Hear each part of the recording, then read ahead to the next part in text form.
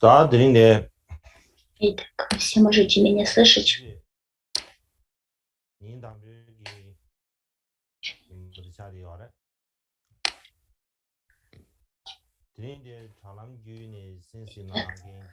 Сегодня первый день учений, весенних учений Ария Кшема. И по этому поводу я хочу поприветствовать всех тех, кто слушает и смотрит эти учения по интернету, всех ламтуку, всех учителей, всех монахов и монахинь из монастырей, и в особенности тех монахинь, которые принимают участие в этих весенних учениях Ария Кшема, а также всех друзей в Дарме со всего мира, и в особенности тибетцев, проживающих в Тибете и за рубежом.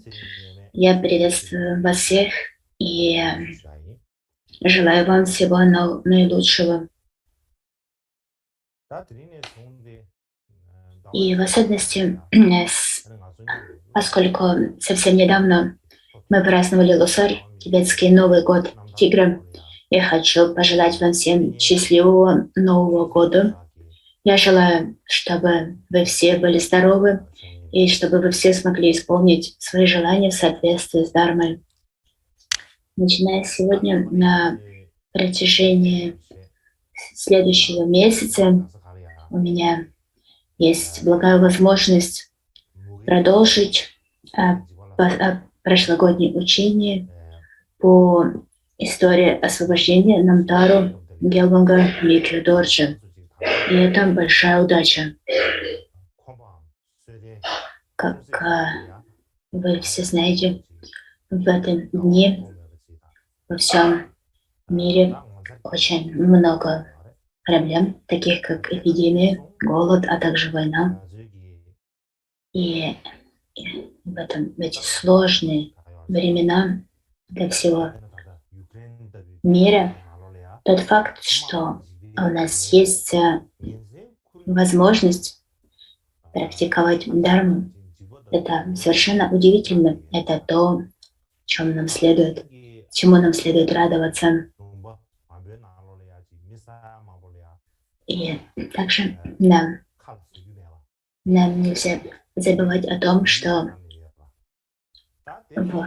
в Украине люди переживают ужасы и страдания войны день и ночь беспрерывно.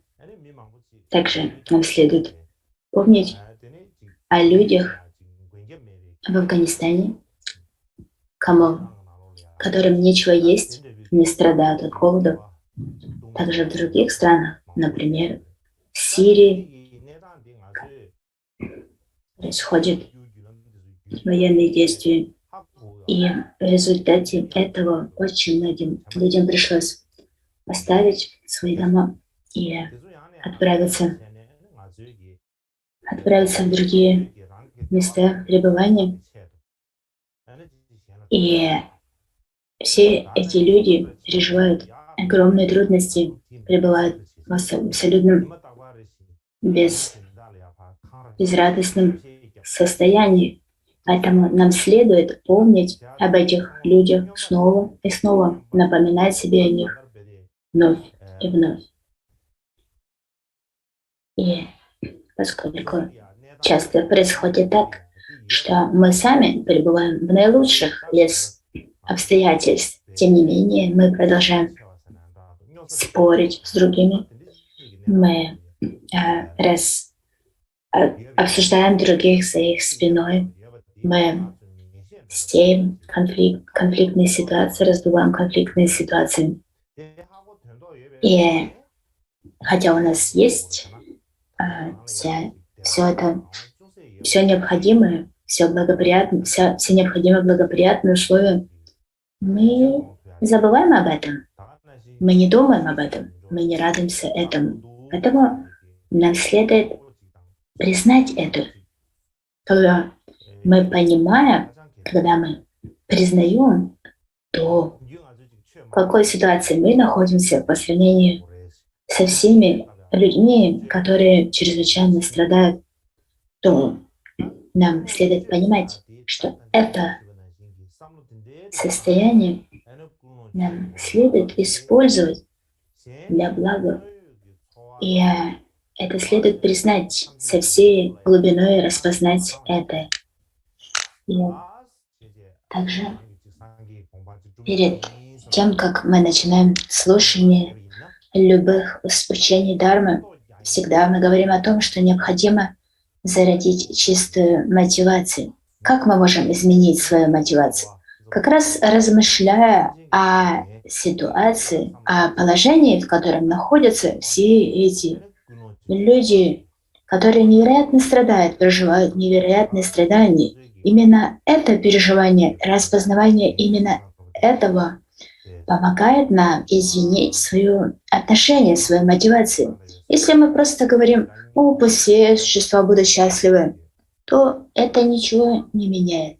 Нам нужно признать то положение страдания, в котором находятся люди, и принять это в сердце. Именно это поможет нам поменять свое отношение. И именно это помогает нам создать связь с другими существами, действительно желать им освобождения страданий и как можно скорейшего обретения состояния Будды.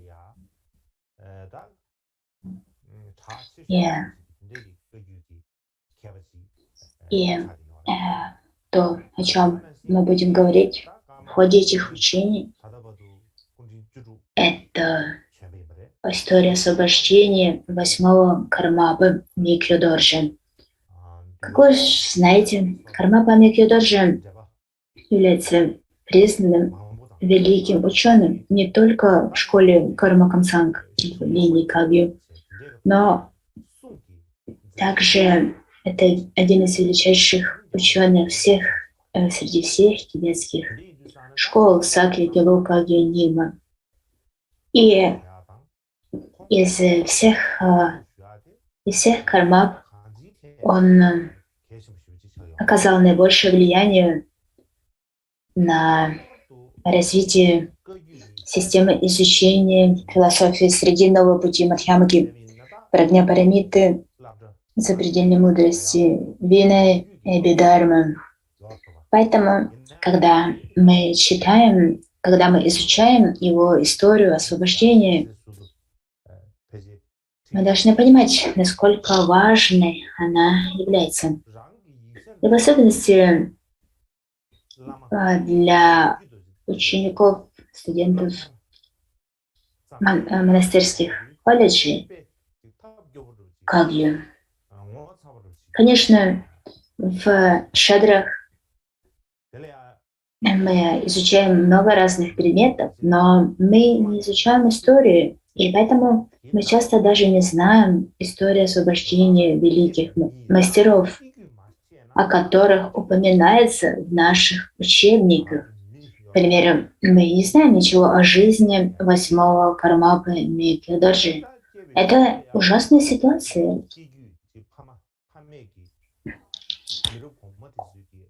Например, есть древний тибетский исторический трактат, который называется «Лангей Бодхисару». В этом тексте говорится: те люди, которые не знают о своем прошлом, похожи на обезьян в джунглях.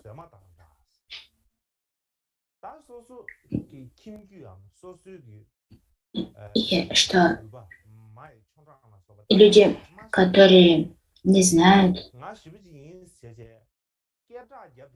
своей истории, это люди, которые похожи на обезьян в джунглях. Они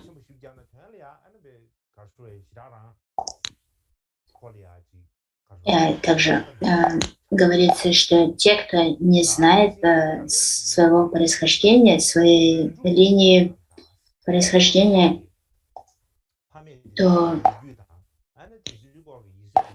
такие люди подобны фальшивому бирюзовому дракону. Фальшивый бирюзовый дракон — это метафора, которая говорит о том, что это что-то, что производит очень много шума, но не представляет из себя ничего по сути.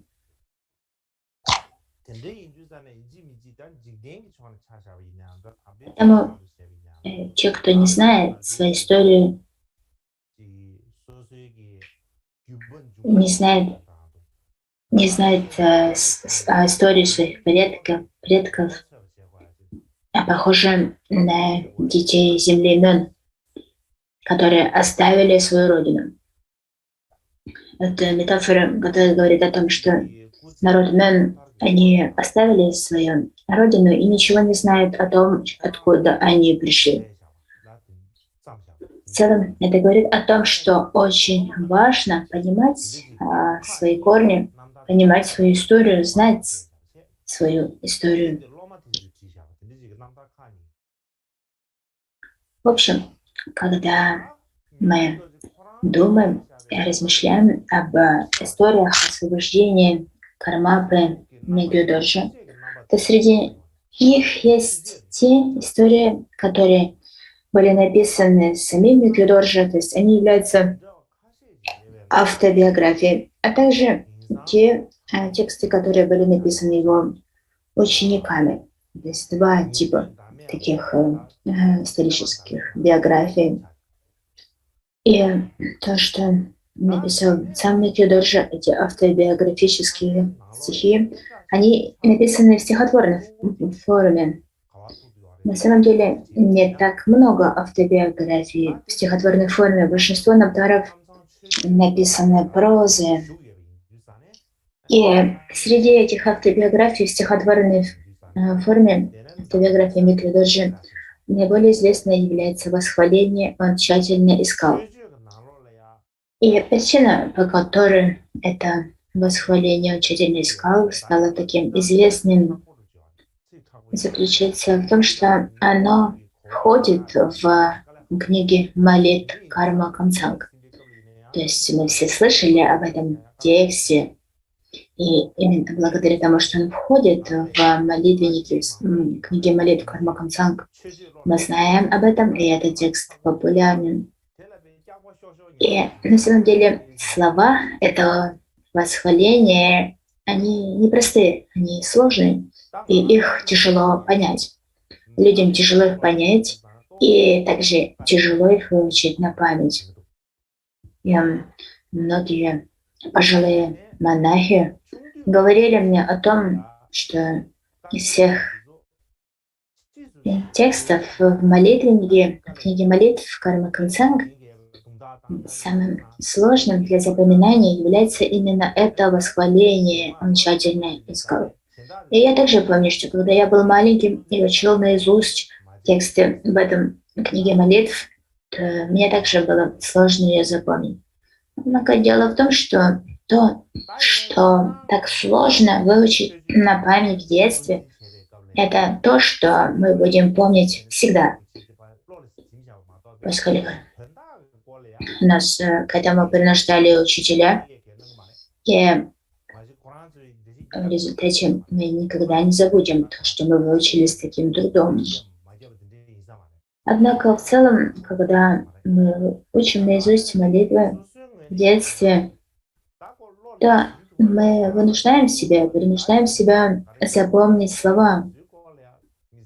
Однако, что касается смысла того, что мы учим, то учителя не объясняют нам этого. Возможно, даже учителя сами не знают этого, и поэтому они не объясняют этого нам. Поэтому мы просто пытаемся запомнить на память слова и не особо интересуемся, что же они означают на самом деле. Однако на самом деле эти автобиографические восхваления имеют очень глубокий смысл. В восхвалении он тщательно искал. Что касается восхваления, он тщательно искал, то в одной из самых известных трактатов пир для ученых, составленных, написанных Пао Цуклак Джанвой, то Пао Цуклак Джанва, он использовал это восхваление для того, чтобы составить биографию Микки Дорджи, которая входит в пир для ученых, и он приводит цитаты всех строф этого восхваления. Он тщательно искал с самого начала и до конца, связывая их с детальным разъяснением его истории жизни. И среди всех биографий Микки Дорджи, которые дошли до наших дней, можно сказать о том, что эта биография, написанная Пао Цуклагом Джанвой, который входит в пир для ученых, является самой длинной и наиболее полной, не больше 33 листов, то есть 67 страниц тибетского текста. И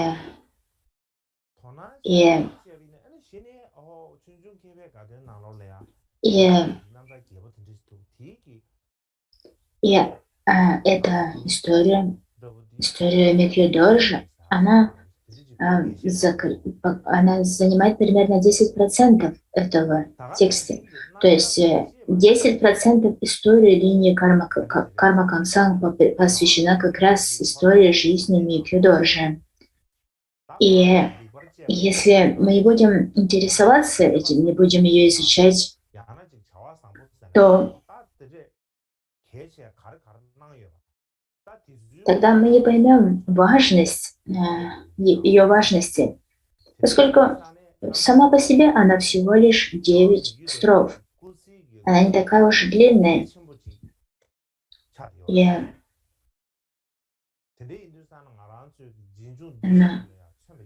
Однако это очень глубокий текст, важный текст.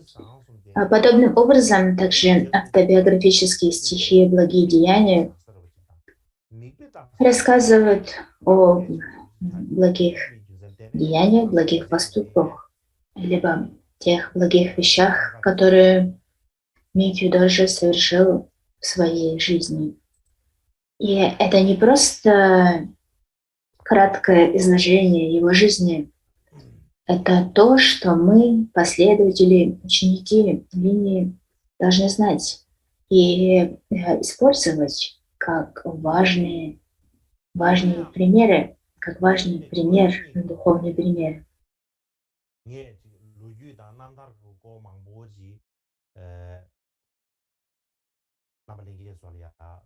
Я на протяжении последних 2 лет я много говорил об истории и биографиях. И, возможно, кто-то из вас может подумать, этим учением об истории жизни нет конца. На самом деле, в чем смысл всех этих учений? Они не являются чем-то важным.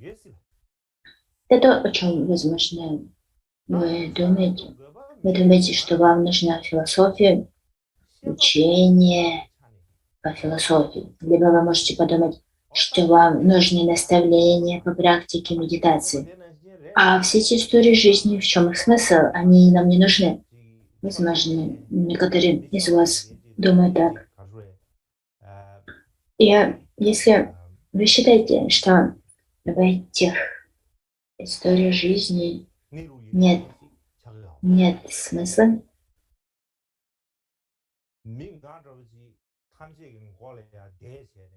тогда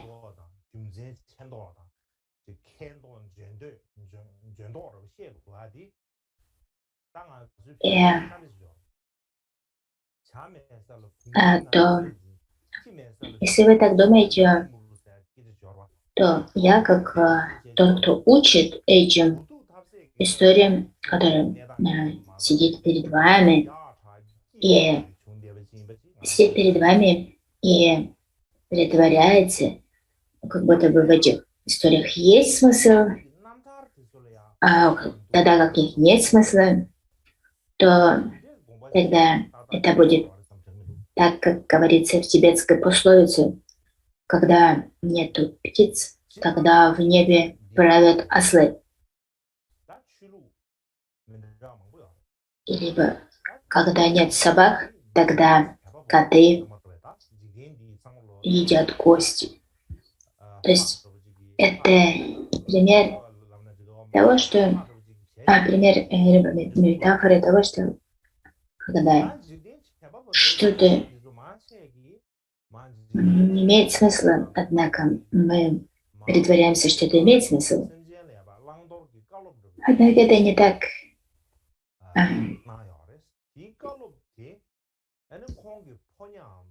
Я, я считаю, что это не так, поскольку в этих историях освобождения заложен очень глубокий смысл. Именно поэтому я и учу им.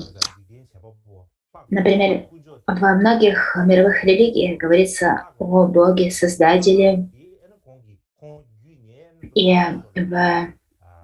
в них говорится о том, что есть некий пророк, посланник, который способен сообщать, передавать учения, слова Бога людям именно так, как они дарованы.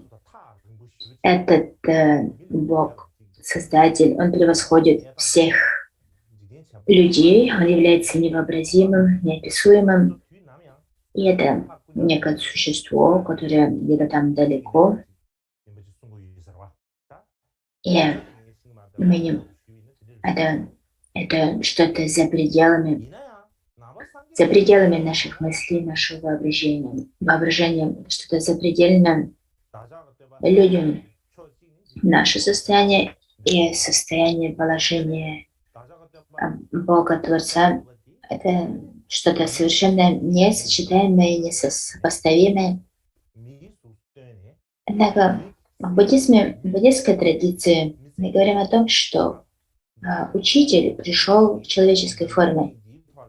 Будда — это не Бог-создатель. Это учитель, который пришел в человеческой форме. Будда Шакьямуни был человеком. Когда он пришел в этот мир, он выглядел как человек. Он ел человеческую пищу, носил одежду. Он жил человеческой жизнью. И он пришел в этот мир как человек, и он осуществил эти 12 великих деяний и много других деяний, поступков.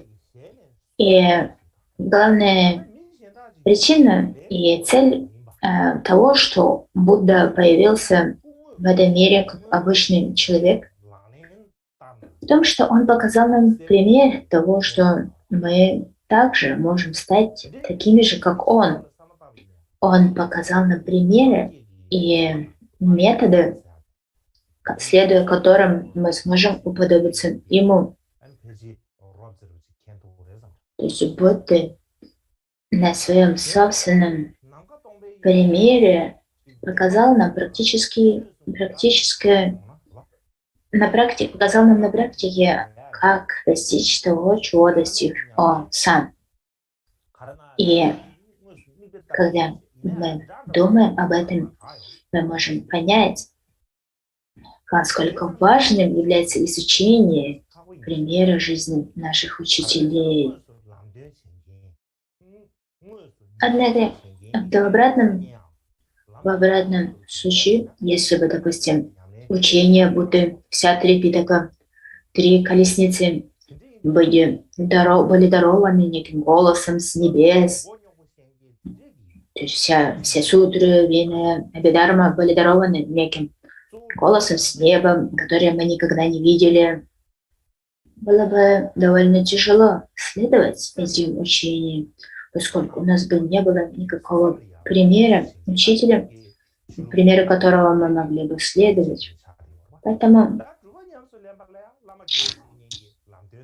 именно поэтому буддизм является религией, Буддизм — это духовный путь, в котором мы опираемся на путь практики, путь медитации. Мы обращаем свой ум вовнутрь, и для того, чтобы практиковать этот путь, мы должны быть нераздельны со своим учителем, со своим духовным другом, тем, кто учит нас пути. И когда мы говорим о гуру, о духовных друзьях,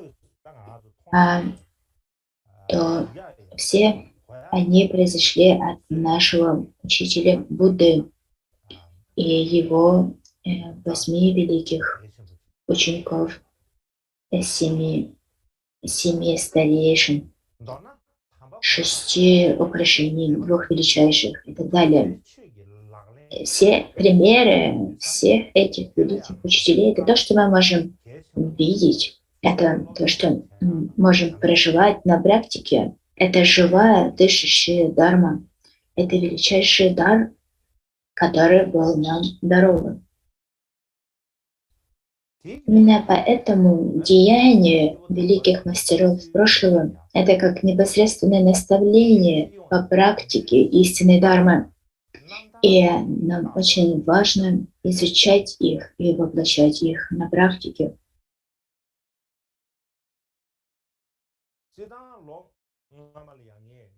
Именно поэтому в тибетской традиции, когда мы говорим о биографиях великих мастеров, мы не называем их биографиями, мы называем их намтарами, что означает история освобождения. И я уже говорил об этом в прошлом году, но для того, чтобы напомнить вам о том, о чем мы говорили. Прежде всего, нам следует понимать, почему мы называем эти духовные биографии историями освобождения. Намтарями. Само слово намтар, вимокшан. Нам следует понять это слово освобождение. И также нам следует понять причину, по которой эти биографии называются историями освобождения. Так вимокша, либо намтар, это слово означает освобождение.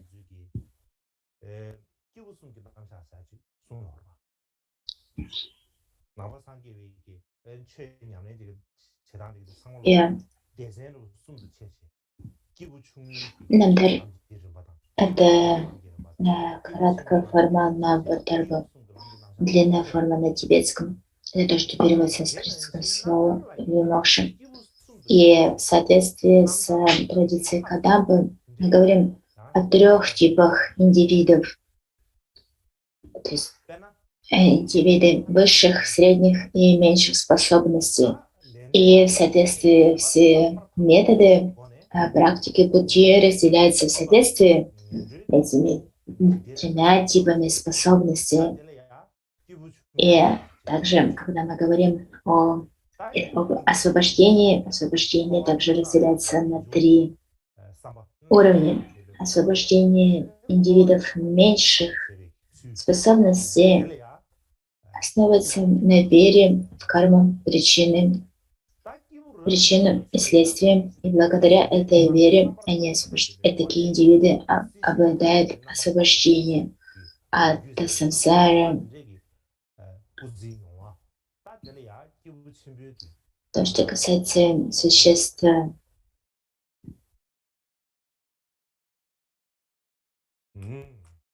средних индивидов средних способностей. Это те, кто стремится, они осознают, чем является освобождение, и они стремятся к освобождению, индивидуальному освобождению.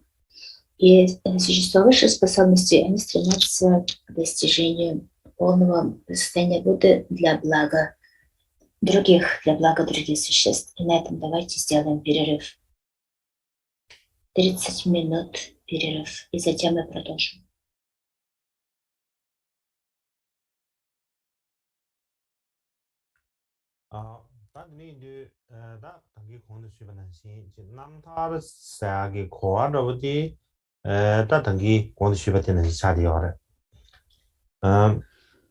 Итак, мы с вами говорим о смысле истории освобождения Намтар.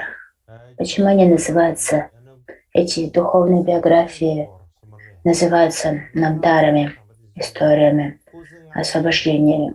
Итак, в этих историях повествуется о жизни великих существ.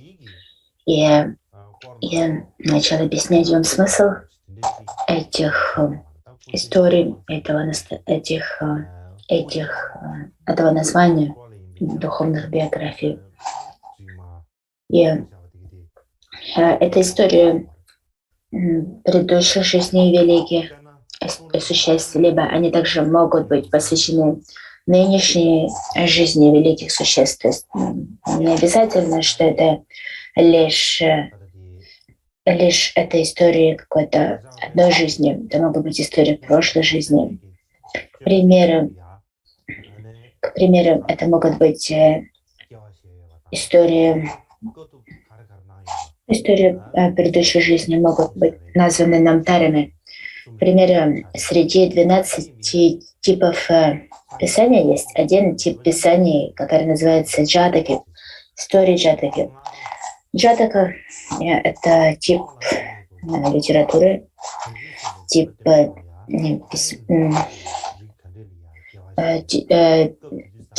писаний, в котором говорится о предыдущих жизнях Будды Шакьямуни, в которых он рождался бодхисаттвой и претерпевал различные виды трудностей. И джатаки также можно назвать намтарами.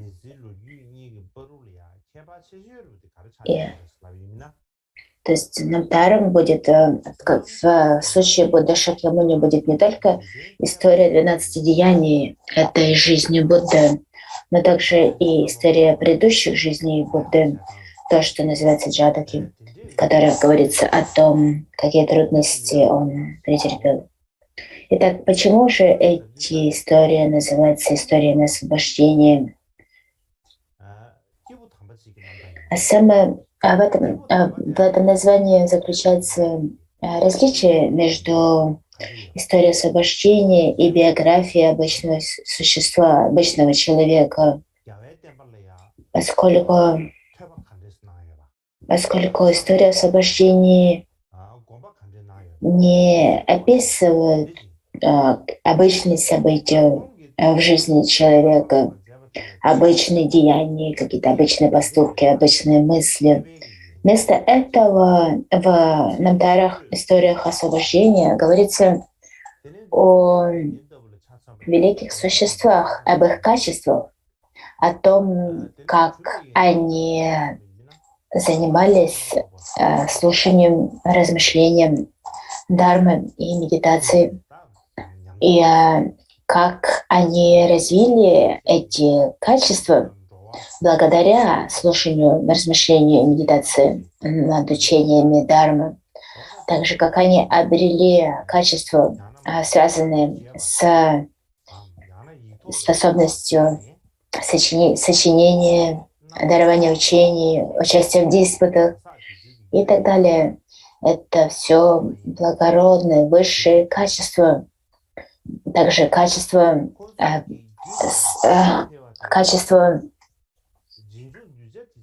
соблюдения 3 типов обетов, качества, связанные с практикой, особые качества, связанные с постижением пути. И именно благодаря этому те, кто слышит либо читает эти учения, эти истории освобождения, они могут развить веру и преданность. Вера и преданность могут возникнуть в их потоке ума. поскольку благодаря такому слушанию в существах может зародиться устремление, пусть и я смогу обрести такие величайшие качества. Именно этот жанр литературы, духовной литературы, называется история освобождения, либо намдара. Как сказал друг Гелван Кунгапалджар,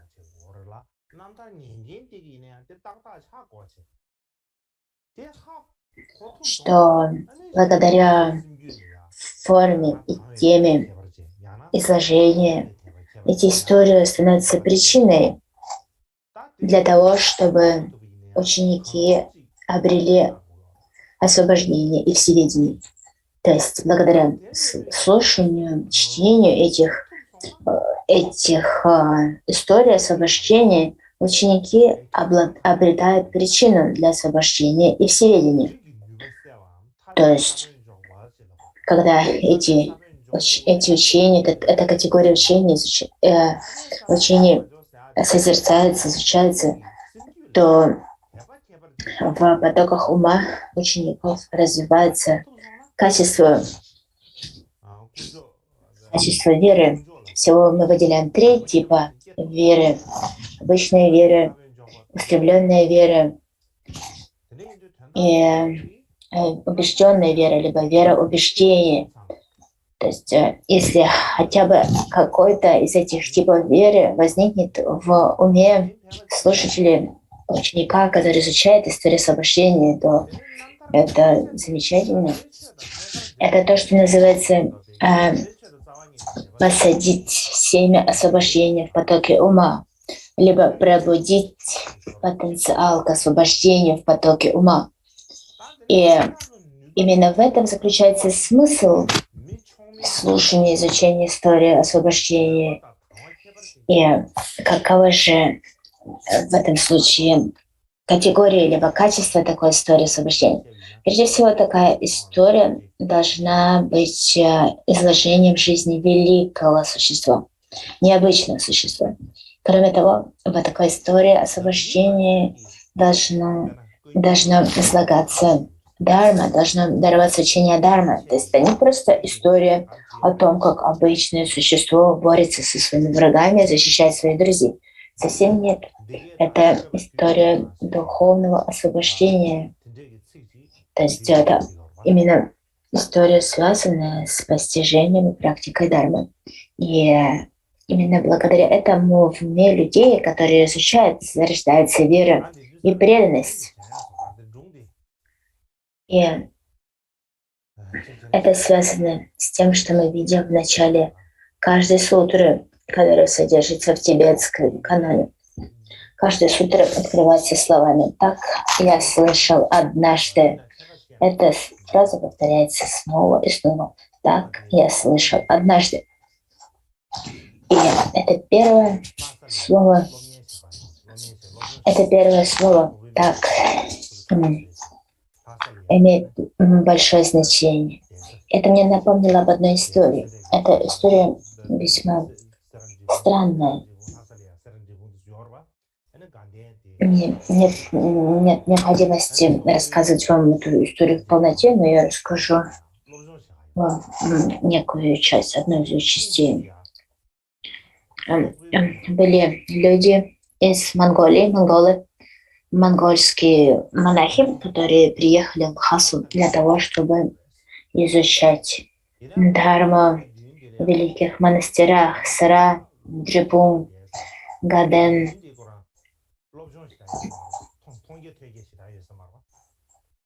Многие монгольские монахи приезжали учиться в Лхасу, в этих великих монастырях и вокруг Лхасы. И однажды из Монголии приехало 7 таких монахов. И эти монголы, они приехали из очень отдаленных земель. У них не было возможности изучать дхарму, у них не было возможности обрести знания, также у них не было постижения и результатов практики. И, и когда они уезжали из Монголии, их родители сказали им, вам следует защищать друг друга, вам следует заботиться друг о друге. И, и также их родители сказали им,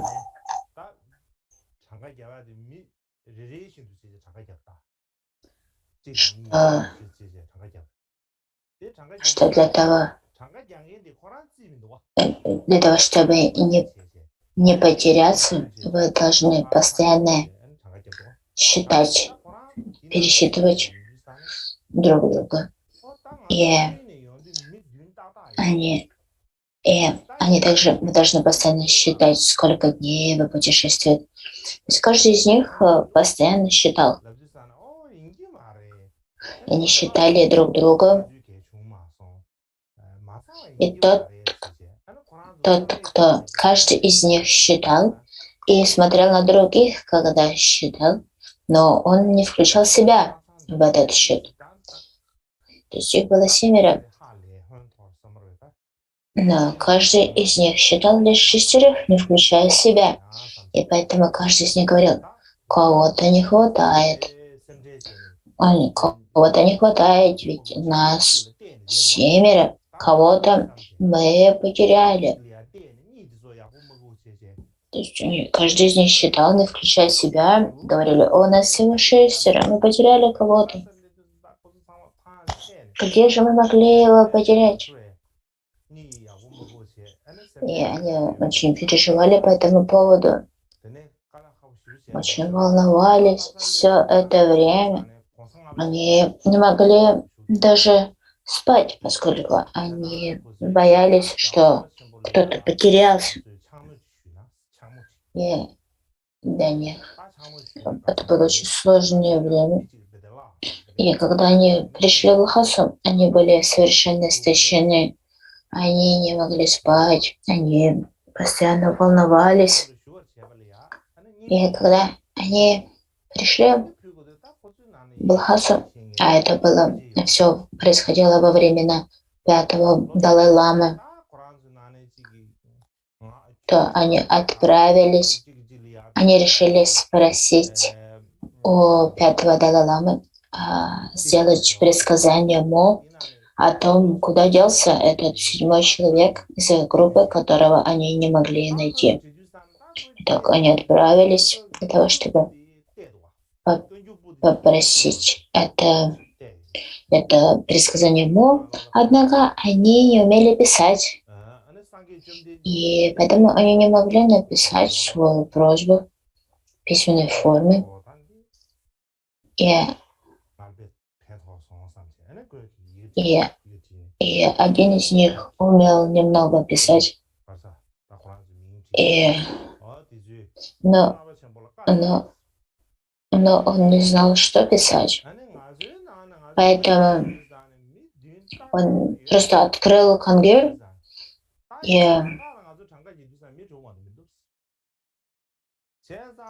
он открыл его на сутре, на которой Будда беседует с Шарипутрой. И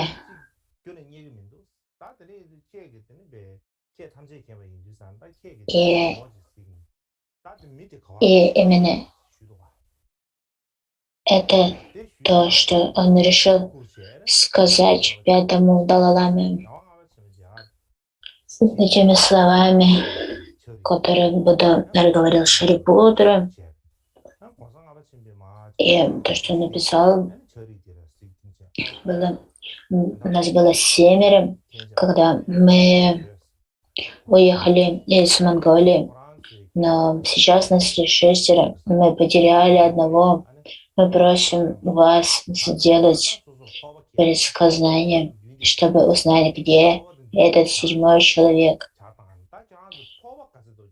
И он написал это в письме и передали его 5-му Далай-ламе. И когда 5-й Далай-лама посмотрел на письмо, он сказал, прежде всего сядьте.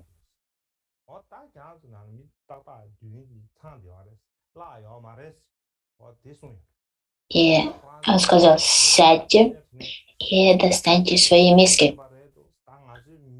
Поставьте миски перед собой. А теперь посчитайте свои миски. Они посчитали миски, и мисок было 7. Итак, они с удивлением обнаружили, что у них 7 мисок, что означает, что 7 человек. И эти монголы, они были совершенно удивлены. Они сказали: о, Далай-лама должен быть полностью просветленным, поскольку он смог обнаружить этого 7-го человека, которого мы потеряли. Итак, это такая история. Я не знаю, правдива она или нет, но она излагается в одной из историй. И почему я ее рассказываю? Когда мы смотрим на сутры Канглири, мы видим эту фразу: так я слышал однажды. И на санскрите это эвам моя шрутам, начиная со слова эвам. И это эвам таким образом имеет много объяснений. Одно из объяснений это то, что это означает веру. Я слышал это таким образом, то есть я слышал это исполненные веры. Также это означает, что Будда излагал Дharmu таким образом. И если мы верим в то, чему учил Будда, тогда мы можем войти во врата Дharмы, мы можем практиковать Дharму. Если мы верим в то, что говорит Будда, тогда мы можем соединиться с тем, что учил Будда. Если же мы смотрим на учение Будды, слышим учение Будды и не верим в то, что он учил, например, мы думаем: о, это не может быть так, тогда такой слушатель, лишенный веры, не может войти во врата Дharмы. Есть один из комментариев Нагарджуны на Прагняпарамиту в 100 000 строфах, которое было переведено на китайский великим китайским переводчиком Кумарадживой. В этом переводе говорится примерно следующее: вера подобна рукам. Если у человека есть руки, тогда, когда он отправляется на остров сокровищ, он может собрать там все сокровища, которые он только не пожелает. И то есть представьте остров сокровищ, полный различных сокровищ, всяких алмазов и прочих. И если у человека есть руки, этот человек может взять себе любые сокровища, любые драгоценности. И вера подобна рукам. Когда тот, кто обладает верой, отправляется на остров сокровищ Дharмы, Будды, тогда этот человек может практиковать любое из этих драгоценных учений.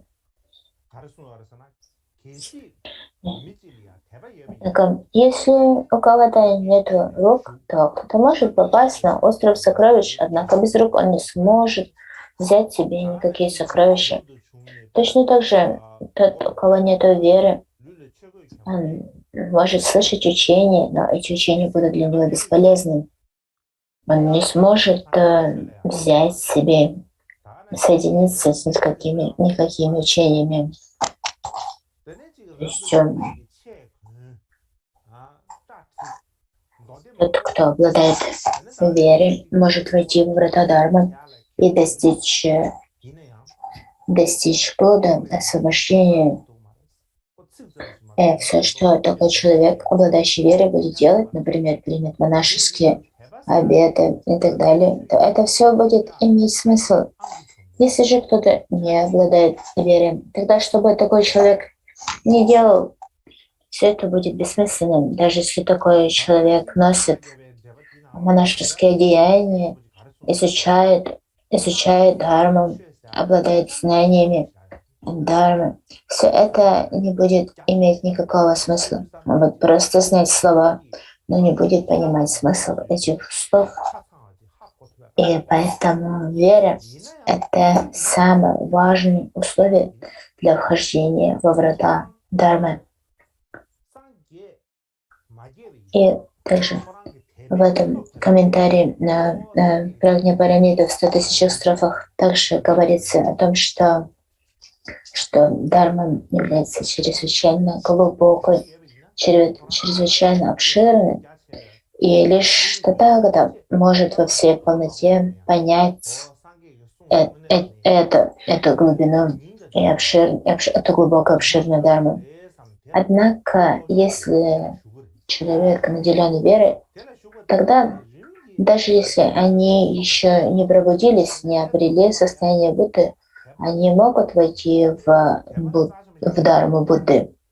То есть даже если человек не обладает качественными просветлениями, но обладает верой, то такой человек может войти во врата Дharмы, поверить в том, что это учение Дharмы обладает смыслом и имеет ценность, будет изучать его, и в результате сможет обрести познание. И поэтому вера является совершенно необходимой для начинающих. И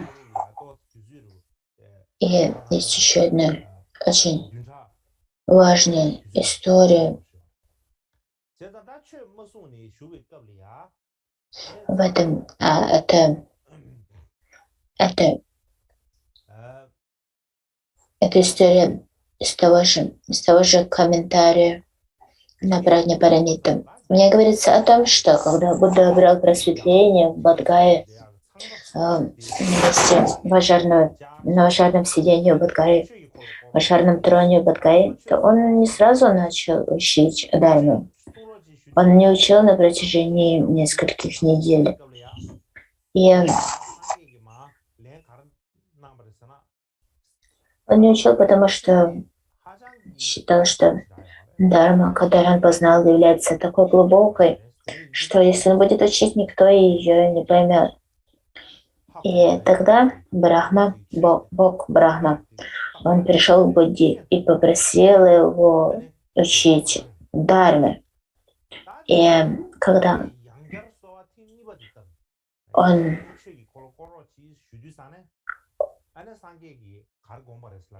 попросил об этом, первый раз Будда ответил, что эта Дharма такая глубокая,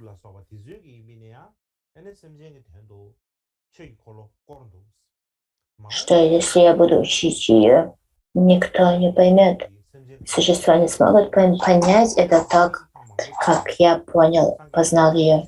Тогда Брахма обратился к нему с просьбой во второй раз. Я прошу повернуть колесо Дharмы, я прошу даровать учение. Попросил он Будду. И тогда Будда сказал, что предыдущие Будды, такие как Дипанкара и другие, они все учили Дharму. И все будущие Будды повернут колесо Дharмы. И также в это время, в настоящее время, многочисленные Будды поворачивают колесо Дharмы. То есть все Будды трех времен учат Дharме. И поэтому я также поступлю так, как поступают другие Будды. Я поверну колесо учения, сказал он. И тогда Будда сказал Брахме следующие слова. Сегодня я буду учить вкусу этого нектара, этой нектароподобной дхармы. Те, кто обладает верой, пусть он обрадуется, возрадуется, поскольку сегодня я буду учить им истинный дар. То есть смысл того, что он сказал, я буду учить Дharме. И если у того, кто есть в вере, тот должен возрадоваться этому. Именно это сказал Будда. сказал, что, то есть он сказал, что именно для тех, кто обладает верой и доверием к Дарме, он будет учить. Именно так говорится в этом комментарии, переведенном Кумарадживой. Причина, по которой Будда непосредственно сказал: тот, кто обладает верой, да возрадуется. Он не сказал тот, кто обладает щедростью, возрадуйтесь. Не сказал тот, кто обладает чистотой дисциплины, возрадуйтесь, либо тот, кто практикует терпение, возрадуйтесь, и так далее. Он сказал именно тот, кто обладает верой, да возрадуется. Почему? Дело в том, что Дхарма, который учит Будда, чрезвычайно глубоко и очень обширно. Поэтому даже люди, обладающие способностью к пониманию, мудростью, прагней, им очень сложно понять во всей полноте Дхармы. И поэтому обычные люди, даже очень умные люди, им очень сложно понять глубокий смысл Дхармы Будды. И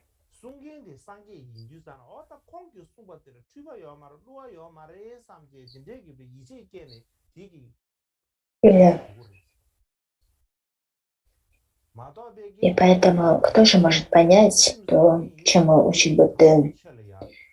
Я буду учить тех, кто обладает верой. Именно так сказал Будда. Обладающие верой. То есть даже если они не смогут понять на 100% то, о чем я говорю, но если они верят в истинность этих учений, если они видят, что это учение безошибочное, то такое восприятие будет истинным, будет безошибочным. Именно таким образом обладающий верой сможет войти во врата Дхармы. Именно поэтому Будда сказал: обладающий верой да возрадуется. И это говорит о том, что для начинающих вера очень важна. Вера — это как семя освобождения, это как врата хождения в Дхарму. Она обладает очень большим смыслом. И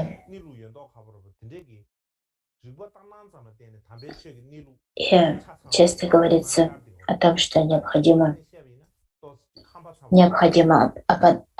опираться на обоснование, на логику.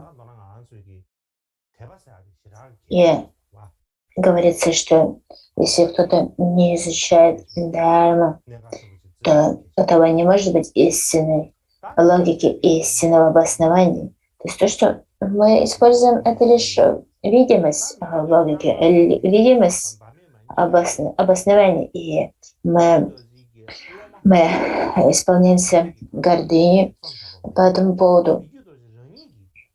И именно это является опасным. И для того, чтобы этого не случилось, нам следует зарождать веру. И возвращаясь к нашей основной теме двух автобиографических восхвалений Микки-доржи «Благие деяния», и он тщательно искал, то это тексты, которые были составлены самим Микки-доржи, а не одним из его учеником.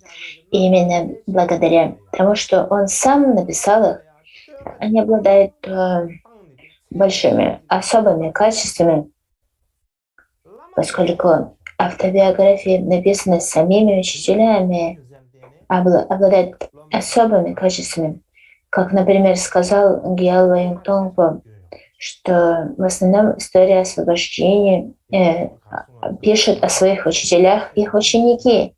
И они так высоко восхваляют их, что их учителя в этих историях похожи на шарлатанов.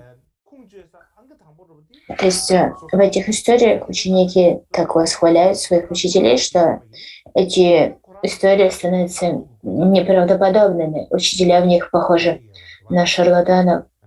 И это случается из-за того, что их так, их так высоко славят.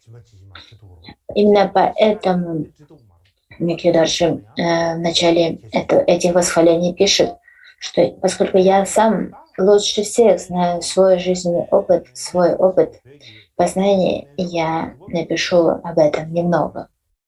То есть он говорит, поскольку я знаю о себе больше, чем кто-либо другой, именно поэтому я напишу об этом сам.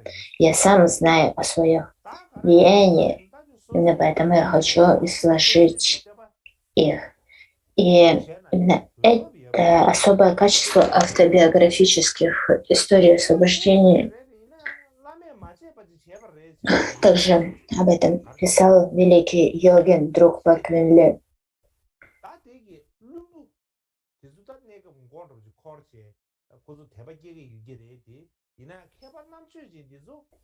Он написал в своей истории в своем намтаре, Друкпа Квинле также написал свой намтар, в котором он пишет,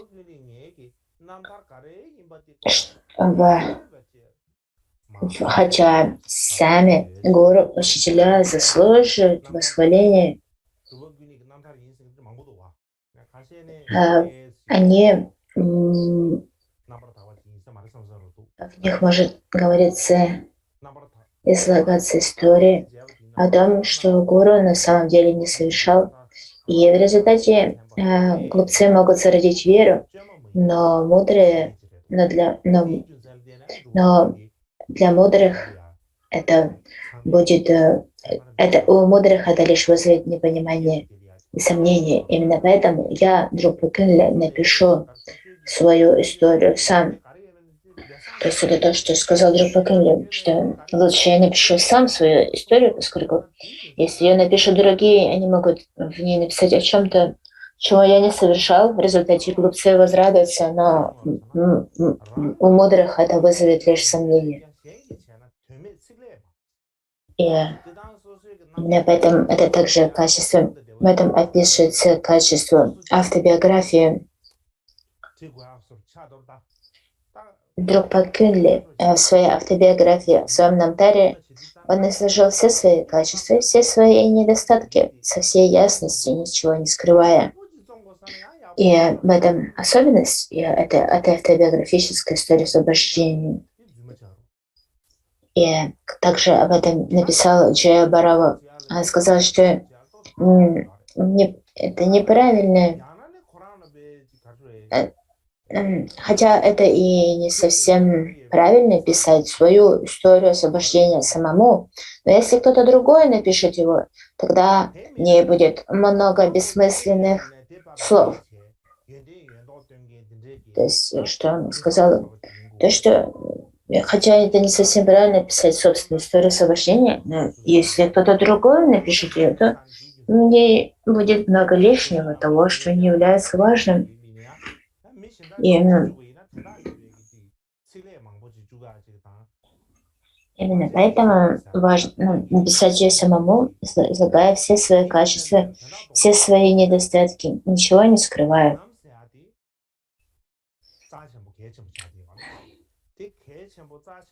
И если в такой истории освобождения будут лишь излагаться качества и не будут указываться на ошибки, то такая история не будет обладать большим смыслом. Именно поэтому эта история должна быть правдивой. Не все должно нести смысл. Это то, что читатели могут соединить с собственным потоком ума.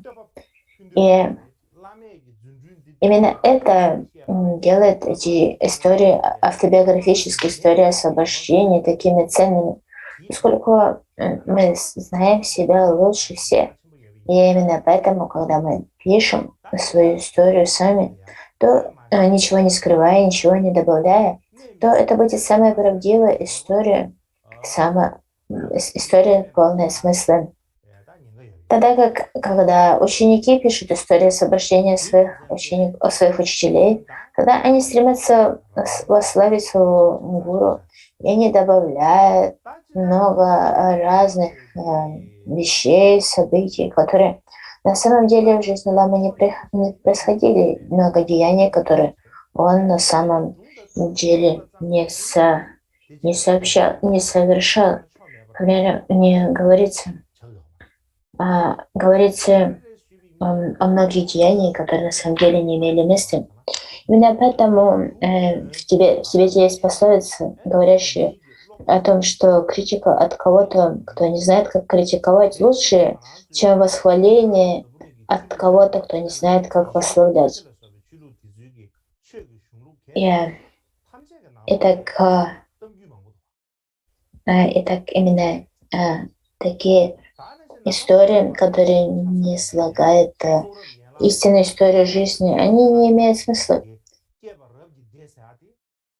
Например, древние истории Тибета, они все начинаются с каких-то загадочных изложений.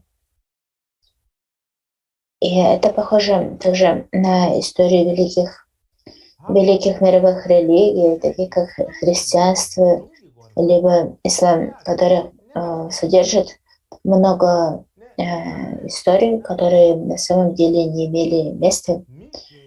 И, к примеру, например, в буддизме одним из 12 типов писаний является джатаки. История джатаки – это очень важная категория в буддистской литературе. В этих историях содержатся рассказы о предыдущих жизнях Будды. И смысл этих историй в том, что все молодые, старые любят слушать истории. Поэтому, если дарма излагается с помощью истории, такую дарму легко понять. Если постоянно учить лишь философии, логики, что-то, что является сложным для понимания, и люди, если они чего-то не понимают, то они не будут проявлять к этому интереса. Философию могут понять лишь те, кто получал образование, изучал философию. Тогда как история может понять кто-либо. И благодаря этим историям мы можем посмотреть вовнутрь, обратить свой ум вовнутрь. И это может сделать любой человек, обладает он образованием или нет, это не имеет значения.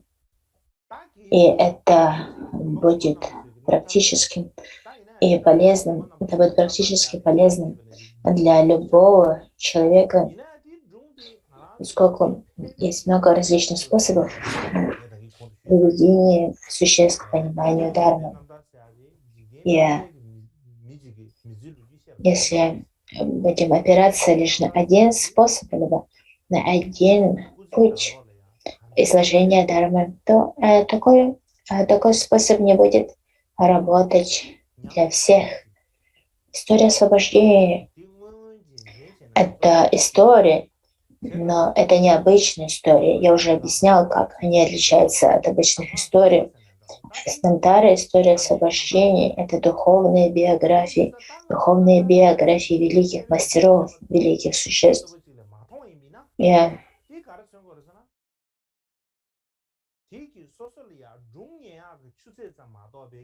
в них описывается, как на протяжении своей жизни они практиковали дарму. Из этих историй мы получаем пример того, как нам следует практиковать. Это жизненные, сущностные наставления. Именно в этом смысл этих историй освобождения. Поэтому, если мы будем относиться к намтарам как к обычным историям, то тогда мы не сможем получить от них большую пользу. Мы будем просто воспринимать их какие-то истории либо сказки.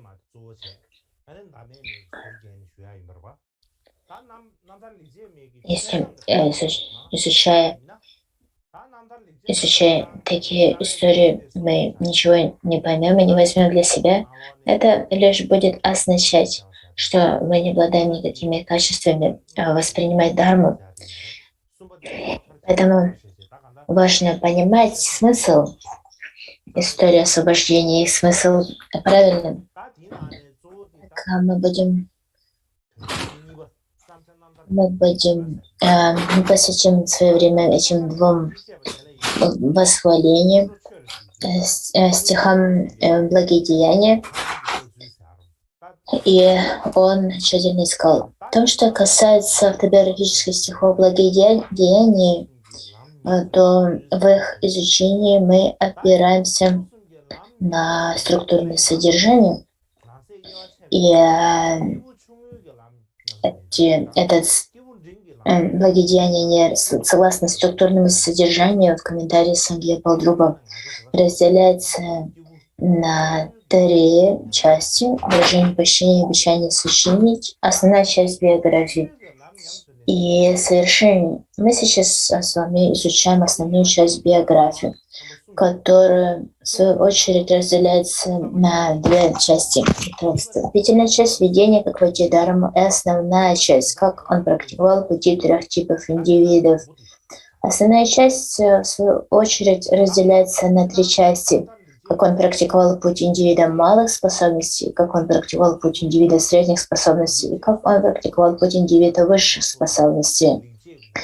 И мы сейчас изучаем именно этот третий раздел, как он практиковал путь индивида высших способностей. Эта часть, в свою очередь, также разделяется на 3 части: намерение зарождения бодхичитты, действие созерцания 2 типов бодхичитты, и как он упражнялся в приписании 2 типов бодхичитты. И мы сейчас на 9 строфе, 9 стихе, намерение зарождения бодхичитты. Итак, 9 стих. Я уже объяснял вам этот стих, давайте лишь прочитаем его. «Без предпочтений все существа не отличаются от моих родителей. Глупо делить их на группы врагов и друзей. С неподдельной любовью к невыносимо страдающим существам я думал о том, когда принесу им благо совершенного просветления. И это также я считаю одним из своих благих деяний». Именно на этом стихе мы остановились, и в следующий раз, в понедельник, мы начнем с 10 стиха. То, что касается стиха, он тщательно искал, то в этом автобиографическом восхвалении 9 строф, и мы остановились на 5 строфе, которая гласит: «Его ум всегда был неразделен с любовью и болью сострадания. Его отречение было совершенно чистым. Он всегда испытывал разочарование из-за страданий его причин и размышлял над непостоянством. Ему молюсь». На этом мы остановились. И так, завтра будет выходной, а в понедельник мы продолжим с 6 стиха. Изначально мы хотели начать учение 18 марта. Но поскольку это был день паринирваны Марпа, мы провели особые ритуалы пуджи по этому поводу. И сегодня, 19 мы начали учение. Я считаю, что для всех последователей традиции Калги обладать единым пониманием, признанием дат, связанных с жизнью Марпа, Миларапа и Гампупы.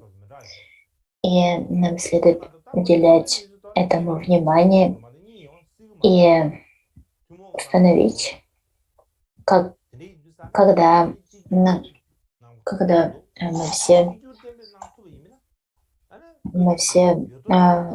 признаем эти особые даты в жизни этих мастеров, отцов, основателей Калги. Поскольку есть несколько традиций определения этих дат.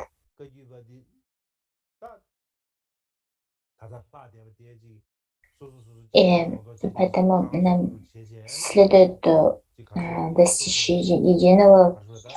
каких-то единых стандартов касательно того, когда мы празднуем, отмечаем эти особые дни, и тогда мы все вместе сможем их праздновать, отмечать их.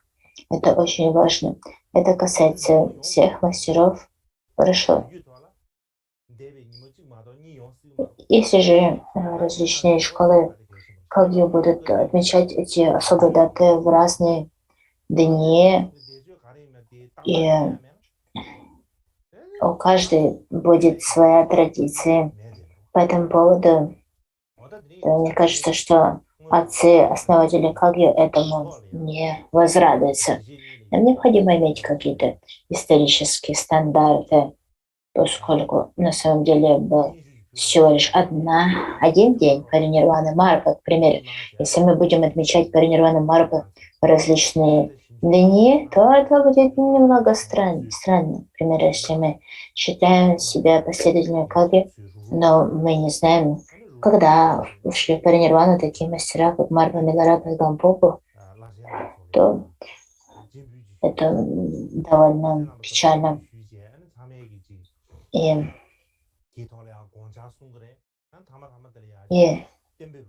поэтому я прошу вас обратить на это внимание, исследовать это, и также в конце концов мы можем собрать результаты всех ваших исследований и прийти к какому-то общему знаменателю по этому вопросу, для того, чтобы мы все признавали какие-то одни даты Паринирваны, Марвина Варабабы и Гампопы. То есть мы все будем исследовать этот вопрос, и затем придем к какому-то решению, и с того момента, пока будет сохраняться традиция Каги, мы все будем соглашаться с тем, что именно эти особые даты приходится соблюдается в этот либо другой день, и это будет очень полезно, считаю я. Мне кажется, что это очень важно. И на этом все. Завтра выходной, и мы встретимся послезавтра. А сейчас давайте посвятим заслугу